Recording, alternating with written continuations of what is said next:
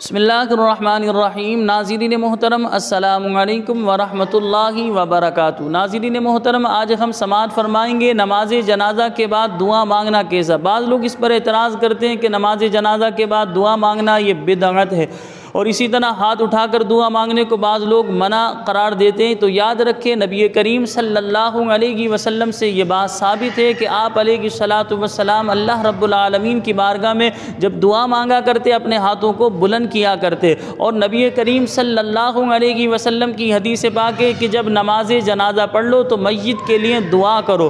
تو ظاہر سی بات ہے نماز جنازہ بھی یہ دعا ہی ہے میت کے حق میں۔ جب ہم نماز جنازہ پڑھ لیتے ہیں، اللہ کریم کی بارگاہ میں مغفرت کی دعا کرتے ہیں مرنے والے کے لیے کہ اے اللہ ہمارے اس عزیز کی مغفرت فرما دے، گناہوں کو معاف فرما۔ اسی طرح حضرت عباس رضی اللہ تعالی عنہ سے بھی ثابت ہے کہ حضرت عباس رضی اللہ تعالی عنہ نے نماز جنازہ کے بعد نماز جنازہ کے بعد دعا مانگی اور دعا کے لیے ہاتھوں کو بلند کیا۔ تو لہٰذا جو لوگ اس پر اعتراض کرتے ہیں ان سے دائرہ ادب میں رہ کر گزارش ہے کہ اس طرح کی باتوں پر اعتراضات نہ کیا کریں۔ اسی طرح مسلمانوں کو ان ثواب والے اچھے کاموں سے نہ روکا کریں۔ اسی طرح مسلمانوں کا ذہن جو ہے الجھایا نہ کرا کریں اس طرح کے سوالات کر کے۔ اس سے ہوتا یہ لوگ انتشار کا شکار ہوتے ہیں۔ دیکھیں، نماز جنازہ یہ بھی در حقیقت دعا ہے۔ جب ہم اللہ کریم کی بارگاہ میں نماز جنازہ پڑھ لیتے ہیں، نماز جنازہ کے بعد اللہ کریم کی بارگاہ میں ہم دعا مانگتے ہیں۔ خالق کائنات سے دعا مانگنے کی بے شمار آیات قرآن پاک میں موجود ہے۔ اللہ پاک نے خود فرمایا ادعونی استجب لکم،